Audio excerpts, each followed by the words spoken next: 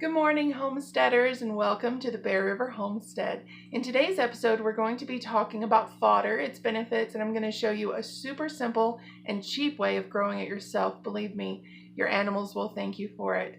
But first, let's talk about what fodder actually is. It's used as a pretty loose term these days. Fodder is actually any agricultural product that is grown and fed to domestic livestock. Now, for the purpose of small-scale producers such as myself, what we're actually talking about is sprouted grain. And the two most popular grains to use right now for fodder are wheat and barley. That doesn't mean that's the only thing that you can use. There are folks that will sprout broccoli, alfalfa, beans, so really the sky's the limit. But for the purpose of this video, we're going to be talking about barley. So the process of creating fodder is extremely simple. Basically, you use a hydroponic system. Don't let the word scare you. It's really a very simple process. Basically, you use water to sprout these grains. They don't require light because you're only letting them grow for up to 7 days, and that's generally when the fodder is then fed to the livestock. Here on the homestead, we use it to feed our chickens, and I'll explain why in just a minute. So some of the benefits of sprouting fodder for your livestock include increased nutrition and increased digestibility. Sprouted fodder can actually be up to 80% digestible for livestock, which means a considerably lot less waste. It's also higher in protein, and for those of y'all out there who are raising laying hens, this is especially important. Most laying mash is between 16 and 18% protein. It's required to help the chickens properly produce eggs, right? Well, turns out that barley fodder comes in at around 16 to 18% protein as well. So that is excellent news for those of us that are chicken fans. Also, the nutrition of the grain itself is increased through the process of sprouting. So if we look at a few of the more important nutrients in barley, we'll start with vitamin E.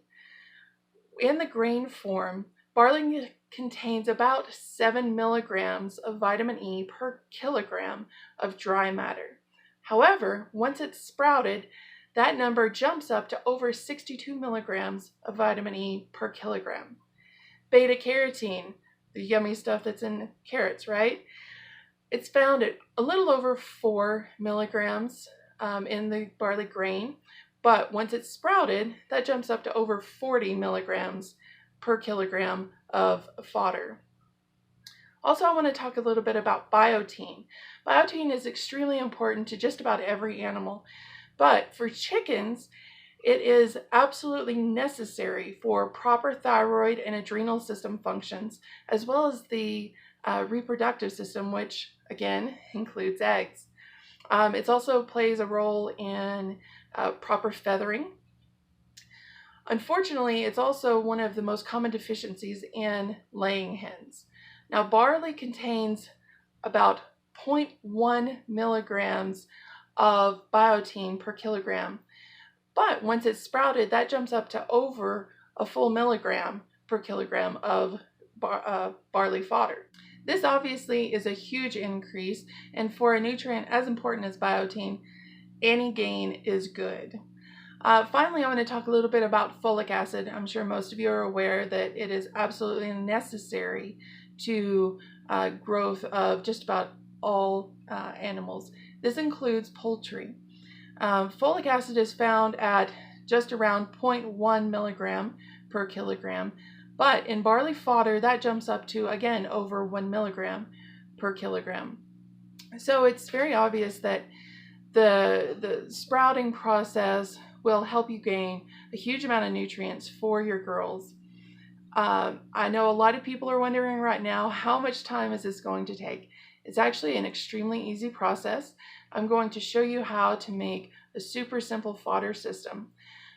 Time per day, maybe 10 minutes tops, and that's watering and draining. And other than that, it's really self-sustaining. It doesn't require light. It doesn't require a nice warm greenhouse. I think it still sprouts at around 40 degrees. We actually keep it in one of our back bedrooms. We lay the grains out, give it a water once a day, and it does everything else on its own. All right, so now I want to go ahead and show you how to make that fodder system. Right here I have two disposable baking pans. So for the pair, I think it was around $2.50. So very small investment. In one of them, I'm going to use this little screwdriver to poke holes about 1 inch apart all the way down the length of the pan. This is going to allow drainage for our seeds.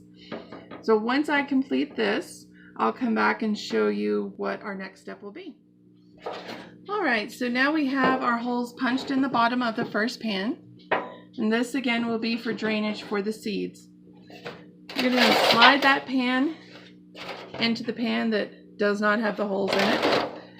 And that's going to be our catchment for the water drainage. Next, you'll put your grain in.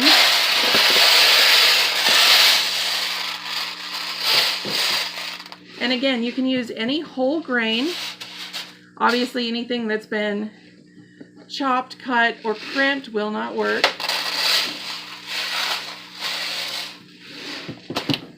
And you want a good even layer. Once you've added your grain, you're just going to pour in your water. And I do about a quart at a time. You want to make sure that all the seeds get moistened. And in the beginning, you're going to want to keep spreading them out so they stay in an even layer. But once the roots start to grow out, they'll hold themselves in place. And once this is completed, you can see the water is draining through the bottom. I'm going to let this sit for about 5 minutes, and then I'll pour off that excess water. All right, guys, that's all there is to it. You're going to put your fodder on a shelf, in a closet. It doesn't really matter where, and you're going to let it do its thing. You do want to be sure to water it at least once a day. Some folks do twice a day. I do twice a day just until I start to see roots forming, and then I drop down to once a day. Once the roots begin to form and you start seeing growth, you want to let it grow for at least 7 days, just until you start to see nice green tops. And at that point, it is perfect for feeding to your chickens, goats, sheep, cows, pretty much anything that will eat green food. That's it for today, guys. Thanks for watching. Do be sure to like the video and hit the subscribe button so you keep up to date on all of our most recent videos.